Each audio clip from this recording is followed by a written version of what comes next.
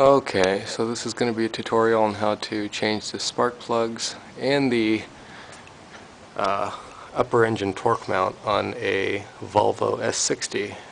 So first off, you want a T30 Torx bit and you want a T25 Torx bit to take off the front engine cover, and you want to be able to take off, if you do have a turbo model, and this one is a turbo model, and you have this intercooler hose here, so you want to be able to take this bolt here and this bolt here, and you want a flathead screwdriver so you can take the bolt in the back so you can lift up this hose while you're trying to take off the cover. And also the number 4 coil is right under here, so you're going to have to take this off anyways.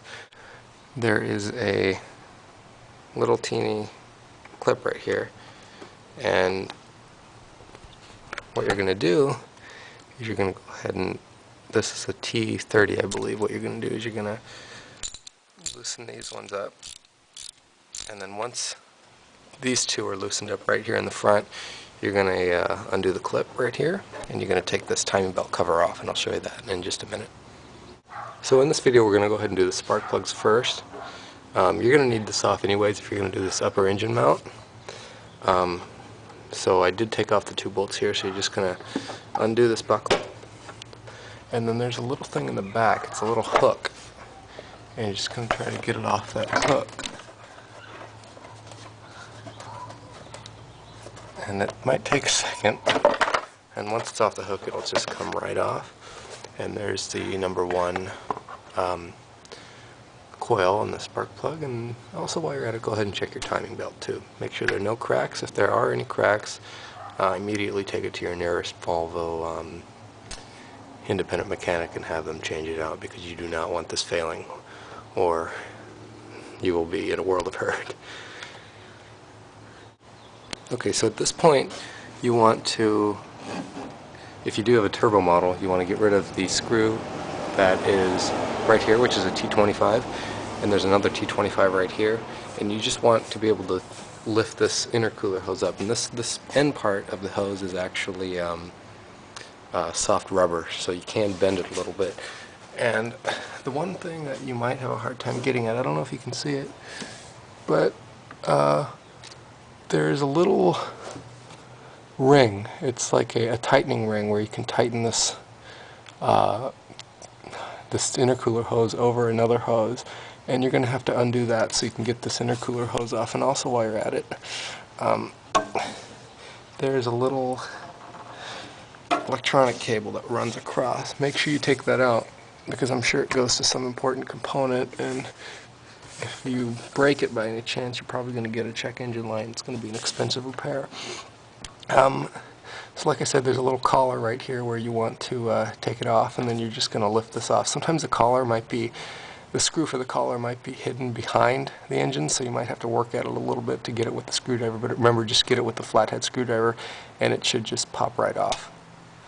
Okay, and I'm only doing this part of the video to highlight the importance of taking the hose clamp off in the very end of the turbo intercooler, if you do have the turbo model.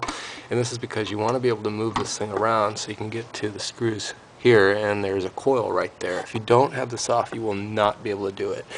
So do not even try to take the engine cover off without taking off this intercooler pipe. And this is an expensive unit right here, so if you do break it, try it the other way, then I'm not responsible. But so just make sure you take this thing off, and then you're able to get to the screws and the spark plug right there. And also, if you want, we're going to be doing this later anyways, maybe, I don't know, it depends on how it goes. If you want, you can take off this top stabilizer bar so you have more freedom to move this thing around with. But for right now, it doesn't really matter. I can just push it to the side, and then I've got enough clearance. So now at this point, I do have every bolt taken off. And if you want, you can remove the bottom hose clamp and just take this whole unit off, but what happens is sometimes if you undo that bottom one, you'll get some radiator fluid to leak out, and I just don't want to deal with that right now. So take this off, just slide off, and there are your coils, and there is the correct engine mount. So we'll be doing the hopefully the spark plugs first, and then we'll do the engine mount. Okay, so first, once you do have the cover off, you want to go ahead and then take off the power cable for this, and this is kind of tricky. You have to push in and release. I can't do it with the camera on me, but hold on.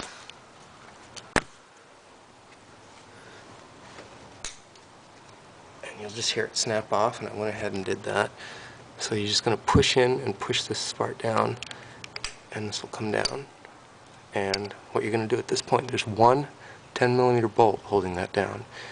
And you just want to get this 10mm bolt and unscrew it, okay? And then just yank this unit out. And then one thing you do want to do, or at least I do, and remember, just do one at a time because you don't want to mess up the firing order.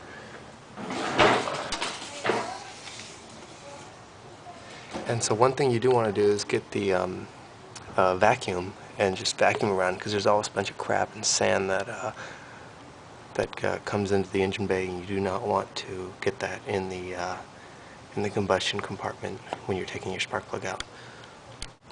Okay, so I have that bolt out, and what you're going to do now is just twist it off. This might be it might be kind of hard, but you'll get that off. And what you're going to do now is that is a 5/8 inch spark plug. So you just want to get a 5/8 inch deep socket or spark plug socket. Just stick that down there, and then pull the spark plug out.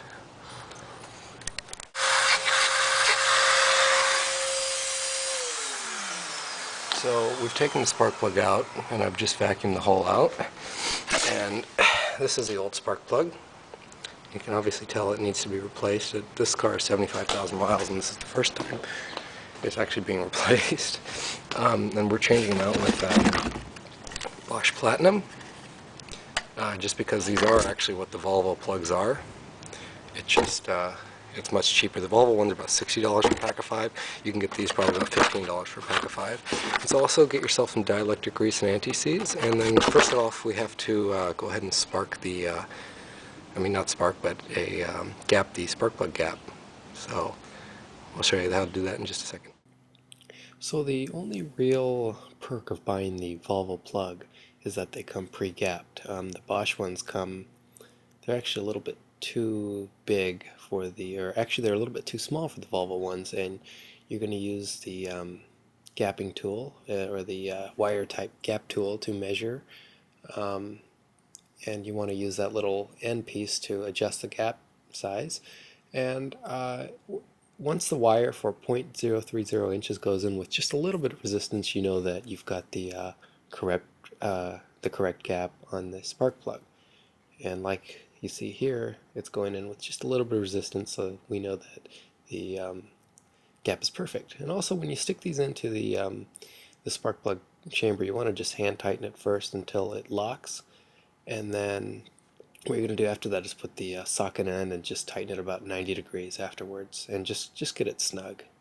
You don't want to get it any tighter. And matter of fact, you could use a torque wrench, and I myself have a pretty expensive torque wrench, but I know even at the lower torque settings it doesn't perform very well, and you could easily over tighten. And also, to prevent it from sticking next time, you want to use a little bit of anti-seize and just put that on the threads, and just make sure you don't get it on the lower contact.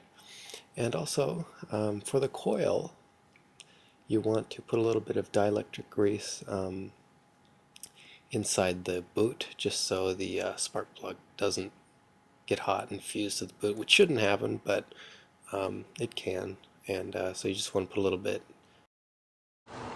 Okay, so once you have the spark plug in there, you want to do it hand tight with the wrench, and then go ahead and tighten it about 90 degrees once it's on hand tight, and that should be sufficient. And what you're going to do is you're going to get the coil and put it back in the same direction, make sure it goes in the same bolt hole, and just going to click it back in. Sometimes you'll hear a pop, sometimes you won't. I put the grease in there, so probably this time you won't hear it. And you just want to put it in and put the screw back in. That screw is important because it grounds it, and then what we're going to do after that is just pop this back in, and that's it. And then we're going to repeat that for the other 4 cylinders. Okay, so every single new spark plug has been installed, and now this is the part where we're going to change the cracked upper engine mount. The left side bolt is just a 15mm regular socket, and then the right side actually has a little nipple over the end, so you want to pop that nipple off. And then there is a 18mm deep socket that will go over the nut on the right side. And then once you have this, you want to just put a ratchet in those two and just torque against each other and just follow the regular righty-tighty, lefty-loosey. Okay, now once you get that bolt off, it's just a very long bolt with the nut on the end. This is 14mm socket, I believe. Yeah, 14mm, 1, 2, 1 in the back, 3, and 4, and just take them off. Okay, so I actually had to remove the top stabilizer bar off just because I couldn't get to the rear bolt on the engine mount. So there's 2 bolts there, and then there's another 2 bolts right there. And then there's that one long bolt that'll go through, and then there are 4 bolts that hold the engine mount in place. And you might ask, why do I need to change a whole engine mount out? It's because it's very hard to just change the rubber part out, and then that Volvo also redesigned the engine mount. So you just want to put that long bolt through and replace the nut on it and put the nipple back on, and that should be done. So once you've put the upper stabilization bar back on, you want to go ahead and line up all the holes and then put the main bolt through and then put the nut on the very end, and then also remember not to forget the little nipple that goes on the end, and then you're done for that. Also remember to put the turbo intercooler hose back on, and remember to put the Torx T25 screws back on, and then put the front engine cover back on, and make sure you have tightened everything down, including the hose clamp on the turbo intercooler hose, and then that's the end of this repair. And then we'll start the engine and just make sure it runs. And it's perfect. Not bad.